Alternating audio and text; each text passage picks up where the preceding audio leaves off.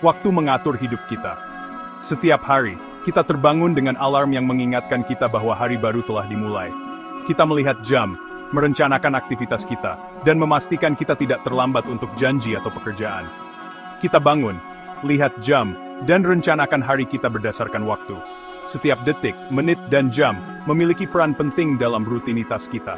Kita mengatur pertemuan, makan, dan tidur sesuai dengan waktu yang telah ditentukan. Kita mengukur hidup kita dalam tahun, menandai acara spesial dengan tanggal, dan takut akan waktu yang terus berjalan. Ulang tahun, perayaan tahun baru, dan momen-momen penting lainnya semuanya diatur oleh kalender dan jam. Waktu, dalam pengalaman sehari-hari kita, adalah sebuah konstanta, sebuah aliran yang mendorong kita dari masa lalu, melalui masa kini, dan menuju masa depan. Kita merasakan waktu sebagai sesuatu yang terus bergerak maju, tidak pernah berhenti, dan selalu ada. Tapi bagaimana jika persepsi waktu ini hanyalah ilusi, tipuan pikiran kita untuk memahami alam semesta? Bagaimana jika cara kita memahami waktu sebenarnya sangat berbeda dari realitas yang sebenarnya? Bagaimana jika waktu, seperti yang kita tahu, sebenarnya tidak ada? Bagaimana jika waktu hanyalah konstruksi mental yang kita gunakan untuk membuat sense dari perubahan dan pergerakan di sekitar kita?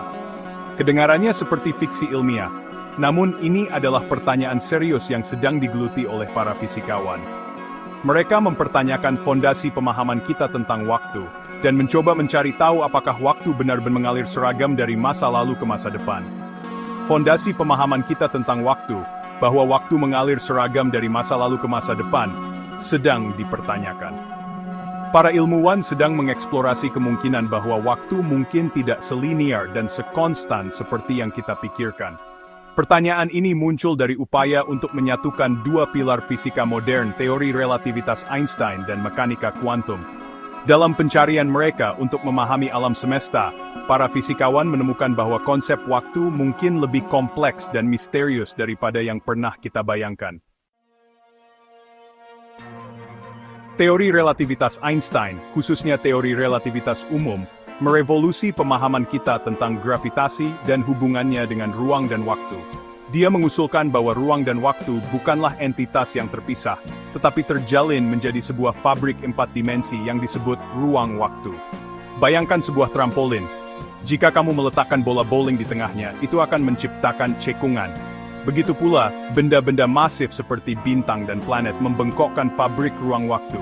Dan pembengkokan inilah yang kita alami sebagai gravitasi. Sementara relativitas mengatur struktur alam semesta skala besar, ia memberikan kita pemahaman tentang bagaimana gravitasi bekerja dan bagaimana benda-benda besar seperti planet dan bintang berinteraksi satu sama lain. Relativitas memungkinkan kita untuk memahami fenomena seperti lubang hitam dan gelombang gravitasi. Di sisi lain, mekanika kuantum mengatur dunia atom dan partikel subatom. Ini adalah dunia yang sangat kecil, di mana hukum-hukum fisika yang kita kenal tidak selalu berlaku. Di sini, partikel dapat berada di dua tempat sekaligus, dan mereka dapat terhubung satu sama lain secara instan, meskipun terpisah oleh jarak yang sangat jauh. Di sini, ruang waktu relativitas yang halus dan kontinu menjadi busa kuantum yang bergejolak, sebuah konsep yang sulit dibayangkan. Busa kuantum ini adalah tempat di mana partikel muncul dan menghilang secara acak, menciptakan fluktuasi yang terus-menerus. Di dalam busa kuantum ini, konsep waktu kehilangan makna biasanya. Waktu tidak lagi linier dan teratur seperti yang kita alami sehari-hari. Sebaliknya, waktu menjadi sesuatu yang lebih fleksibel dan dinamis, berubah-ubah sesuai dengan kondisi di sekitarnya. Salah satu tantangan utama dalam fisika modern adalah menyatukan kedua teori ini, relativitas dan mekanika kuantum, menjadi satu teori gravitasi kuantum.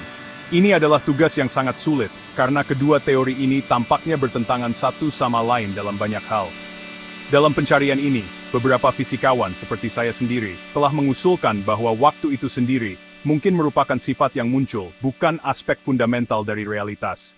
Ini berarti bahwa waktu mungkin muncul dari interaksi partikel-partikel dasar, dan bukan sesuatu yang ada secara independen. Bagian 4. Gema dari alam semesta yang tak berwaktu. Ada petunjuk dari alam semesta itu sendiri bahwa waktu mungkin bukan sesuatu yang fundamental. Hukum fisika seperti yang kita pahami bersifat simetris waktu, artinya hukum tersebut bekerja dengan cara yang sama maju dan mundur dalam waktu. Persamaan tidak peduli dengan arah waktu. Satu-satunya alasan kita merasakan waktu bergerak maju adalah karena kondisi awal spesifik alam semesta kita. Seperti interpreted Big Bang. Bagian 5. Ilusi aliran. Jika waktu bukanlah sifat fundamental alam semesta, lalu mengapa kita mengalaminya begitu nyata? Mengapa setiap detik terasa begitu penting, begitu nyata, seolah-olah kita terus bergerak maju dalam sebuah arus yang tak terhentikan? Mengapa kita merasakan waktu mengalir, mendorong kita terus maju? Apakah ini hanya ilusi yang diciptakan oleh pikiran kita, atau ada sesuatu yang lebih mendalam yang sedang terjadi?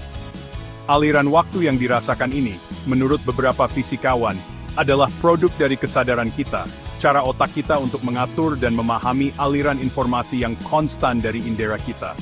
Sama seperti otak kita membangun pengalaman ruang 3 dimensi dari gambar 2 dimensi di retina kita, kita mungkin juga membangun pengalaman waktu dari realitas yang secara fundamental tidak berwaktu. Otak kita adalah mesin yang luar biasa, mampu menciptakan narasi yang koheren dari potongan-potongan informasi yang terpisah. Kita mungkin tidak pernah benar-benar memahami sifat sejati waktu, tetapi dengan mengeksplorasi bagaimana kita mengalaminya, kita bisa mendapatkan wawasan yang lebih dalam tentang diri kita sendiri dan alam semesta yang kita huni. Bagian 6. Hidup di dunia yang tak berwaktu. Gagasan tentang alam semesta yang tak berwaktu bisa jadi sulit dipahami. Ini menantang intuisi terdalam kita tentang realitas. Namun penting untuk diingat bahwa intuisi kita dibentuk oleh pengalaman manusia kita yang terbatas. Alam semesta jauh lebih besar dan lebih aneh dari yang dapat kita bayangkan. Jika waktu tidak ada seperti yang biasa kita pikirkan, itu tidak membatalkan pengalaman atau emosi kita. Itu hanya berarti bahwa alam semesta mungkin terstruktur berbeda dari yang selalu kita asumsikan. Bagian 7. Misteri yang abadi. Pertanyaan apakah waktu benar-benar ada, masih merupakan pertanyaan terbuka.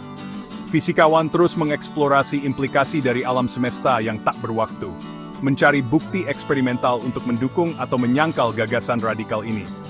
Terlepas dari jawabannya, tindakan mempertanyakan sesuatu yang fundamental seperti waktu memperdalam pemahaman kita tentang alam semesta dan tempat kita di dalamnya. Ini mengaitkan experience bahwa ayat sourcing and mystery, menurut diungkap.